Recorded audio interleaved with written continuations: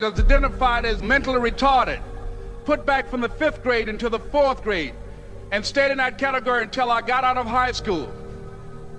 I don't have any college training, but I met a high school teacher who one day changed my life. I was waiting on another student, and when he came in, he said to me, "Young man, go to the board and write what I'm about to tell you." And I said, I can't do that, sir. He said, "Why not?" I said, "I'm not one of your students." He said, "It doesn't matter, follow my directions now." I said, "I can't do that, sir." He said, "Why not?" I said, "Because I'm educable mentally retarded." And he came from behind his desk and he looked at me. He said, "Don't ever say that again. Someone's opinion of you does not have to become your reality." And as he talked, my heart began to beat fast. Tears began to run down my eyes, and I was in the back just listening to him, because the speech he was giving, that speech was for me. And he said, "Les Brown," he said, "if you want to do anything worthwhile in life, you've got to be hungry." I told Mr. Washington I wanted to become a disc jockey. And so I started working to develop myself. He said, "I want you to practice every day being a disc jockey." I said, "But I don't have any job now." He said, "It doesn't matter." He said that it's better to be prepared for an opportunity and not have one than to have an opportunity and not be prepared. And as I was working to develop myself, I applied for a job as a disc jockey, WMBM on Miami Beach. I went to a guy named Milton Butterball. I said, "How you doing, Mr. Butterball? I'd like to get a job as a disc jockey." He looked at me, he said, "You have any broadcast background?" I said, "No, sir, I don't." "You have any journalism background?" I said, "No, sir, I don't." He said, "We don't have any jobs available." I said, "Yes, sir." I went back to Mr. Washington and I told him. He said, "Don't take it personally." He said, "Most people are so negative, they will have to say no 7 times before they say yes." He said, "Go back again." So I went back again. I said, "How you doing, Mr. Butterball? My name is Les Brown." He said, "I know what your name is. What do you want?" I said, "I'd like to know whether or not you have any jobs as a disc jockey, sir." He said, "Didn't I just tell you yesterday we didn't have any jobs?" I said, "Yes, sir, but I know whether or not somebody got laid off or somebody was fired, sir." He said, "No one was laid off or fired. Now get on out of here." I came back the next day like I was seeing him for the first time. I said, "Hello, Mr. Butterball, how are you?" He looked at me with rage. He said, "Go get me some coffee." I said, "Yes, sir." And I went to get him some coffee.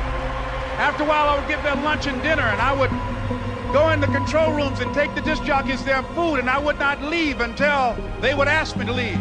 One Saturday afternoon, while I was at the radio station, a guy named Rock was drinking while he was on the air. I was the only one there, looking at him through the control room windows, walking back and forth, young, ready, and hungry. Pretty soon the phone rang, and it was the general manager. And I answered the phone. I said, "Hello?" He said, "Les, this is Mr. Klein." I said, "I know." He said, "Rock can't finish his program." I said, "I know." He said, "Would you call one of the other DJs in?" I said, "Yes, sir." I hung the phone up. I said, "Now he must think I'm crazy." I called my mom and my girlfriend, Cassandra. I said, "Y'all turn up the radio and come out on the front porch. I'm about to come on the air." I waited for about 20 minutes, and I called him back. I said, "Mr. Klein, I can't find nobody." He said, "Young boy, do you know how to work the controls?" I said, "Yes, sir." He said, "Go in there and don't say nothing here." I said, "Yes, sir." I couldn't wait to get behind those controls. I put on an old Stevie Wonder record called Fingertips. I sat down behind that turntable. I said, "Look out, this is me, LB Triple P. Les Brown, your platter playing papa. There were none before me, and there will be none after me. Therefore, that makes me the one and only. Young and single and love to mingle, certified, bona fide, indubitably qualified to bring you satisfaction, a whole lot of action. Look out, baby, I'm your love man." I was hungry. I was hungry. You gotta be hungry. Begin to know that you have greatness within you. And if just one of you here begin to envision yourselves as being blessed and highly favored to reach your goals, if just one of you capture the essence of what that means, that you have greatness within you and a responsibility to manifest that greatness, that you can make your parents proud, you can make your school proud, You can touch millions of people's lives, and the world will never be the same again because you came this way. It was hard, ladies and gentlemen, coming to speak to people. And I was facing financial difficulties in my own life. I was behind on my bills and my dreams, and I'm saying to them, you can live your dream. It was hard, ladies and gentlemen. It was very difficult to pick myself up each day believing that I could do it. There were times that I doubted myself. I used to ask myself, can I do this? And something said within me, you're the one.